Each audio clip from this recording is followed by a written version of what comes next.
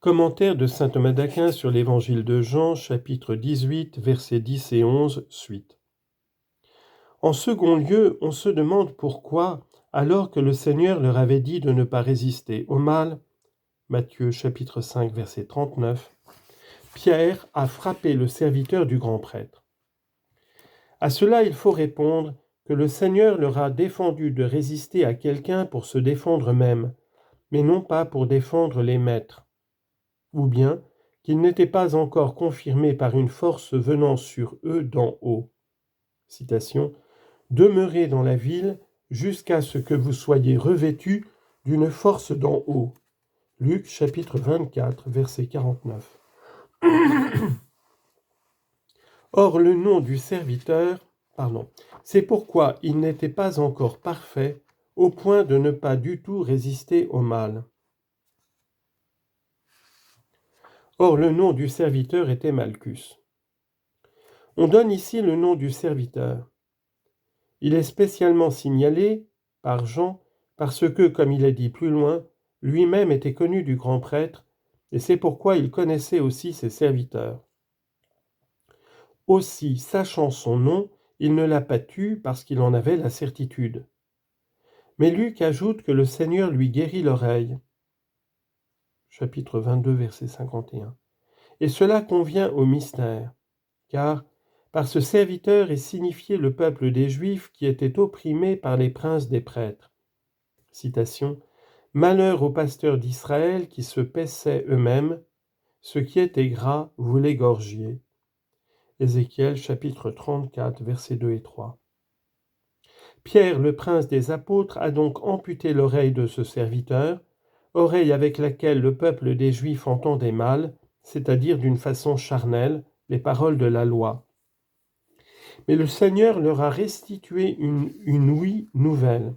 Citation, « Dès que son oreille m'a entendu, il m'a obéi. » Psaume 17, verset 45. Et en ce sens, le serviteur du grand prêtre est à juste titre appelé Malchus, c'est-à-dire roi, parce que le Christ a fait de nous des rois dans une nouveauté de vie. Confère Romains chapitre 6, verset 4. Et encore, il a fait de nous pour notre Dieu un royaume et des prêtres, et nous régnerons sur la terre. Apocalypse chapitre 5, verset 10. Jésus dit donc à Pierre, « Remets le glaive au fourreau, la coupe que le Père m'a donnée, tu ne veux pas que je la boive ?» Ici, on expose le fait que Jésus ait retenu Pierre dans son zèle.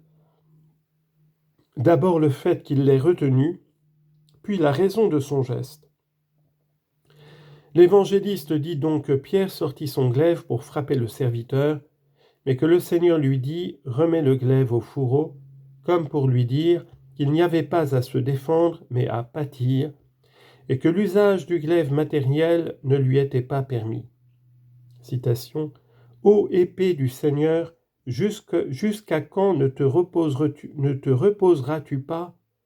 Rentre en ton fourreau. » Jérémie chapitre 47, verset 6. Au sens mystique, cela signifie que le glaive de la parole du Seigneur devait être remis au fourreau, c'est-à-dire à la foi des gentils. La raison pour laquelle le Christ empêche le geste de Pierre est donnée quand il dit « La coupe que le Père m'a donnée, tu ne veux pas que je la boive ?» En effet, on ne doit pas résister à ce qui est disposé par la providence divine. Citation, « Qui lui a résisté et a eu la paix ?» Job chapitre 9, verset 4. Mais la passion est appelée coupe parce qu'elle est douce en raison de la charité de celui qui l'a subie, mais amère en raison de sa nature, de même qu'un remède qui guérit est doux à cause de l'espérance de la santé, mais amer à cause de sa saveur. Citation, « Je prendrai la coupe du salut et j'invoquerai le nom du Seigneur. » Psaume 115, verset 13. Cette coupe, c'est donc le Père qui la lui a donnée, parce qu'il a subi la passion de son plein gré, par sa propre volonté et celle du Père. Confère Jean, chapitre 19, verset 11. « Tu n'aurais sur moi aucun pouvoir, s'il ne t'avait été donné d'en haut. Comment le Christ est présenté par les gardes au chef du peuple? Ici est exposé comment le Seigneur, ayant été pris par les gardes, est présenté au prince du peuple. D'abord, comment il est conduit à l'un d'eux, à savoir Anne, puis à l'autre, à savoir Caïphe. À propos du premier point, l'évangéliste dit d'abord comment il est présenté à Anne, puis comment il est examiné par lui. À propos du premier point, il montre d'abord comment il est conduit à la maison d'Anne, puis comment les disciples le suivent. Versets 12 à 14 de ce chapitre 18 de Jean. La cohorte, le tribun et les gardes des Juifs s'emparèrent de Jésus et le ligotèrent, et ils l'amenèrent d'abord à Anne. Il était en effet le beau-père de Caïphe, qui était le grand prêtre de cette année-là. Or c'était Caïphe qui avait donné aux Juifs ce conseil, mieux vaut qu'un seul homme meure pour le peuple.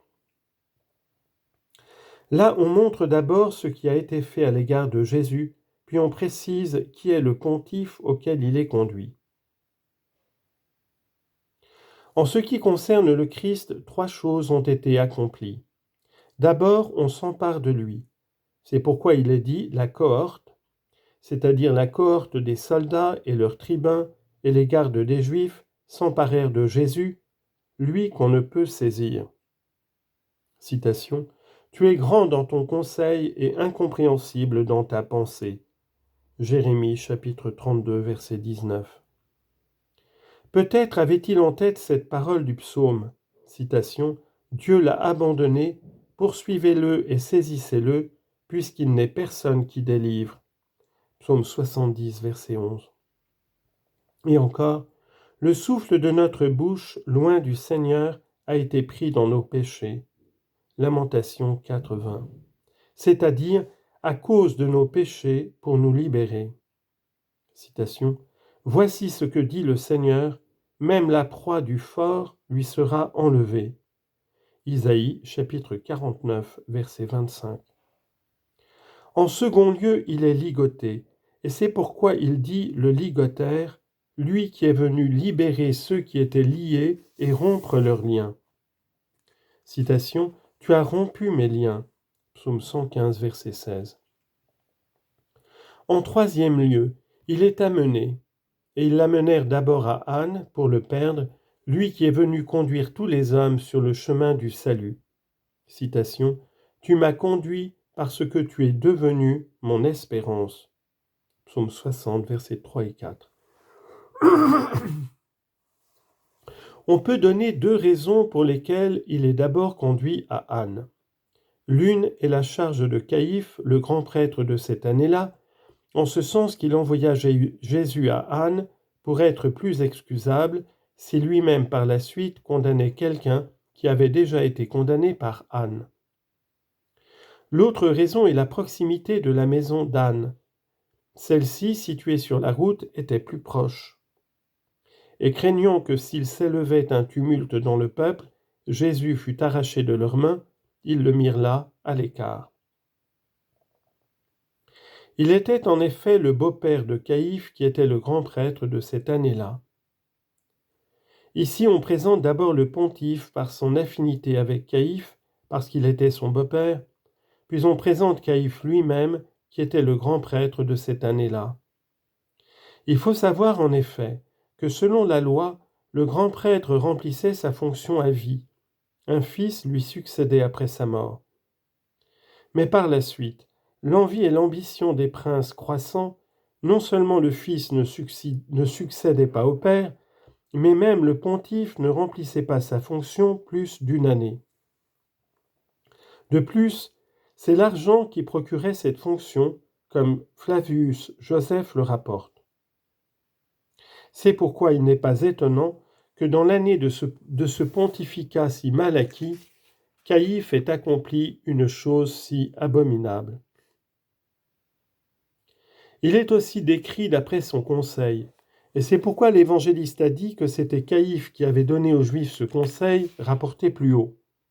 Jean 11, 50. Mieux vaut qu'un seul homme meure pour le peuple.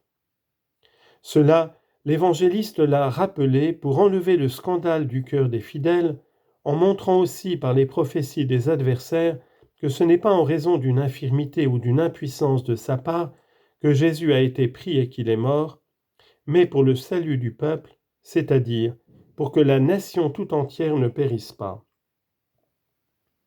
En effet, le témoignage de l'adversaire est plus efficace et la vérité est d'une nature telle que même l'adversaire ne peut la taire.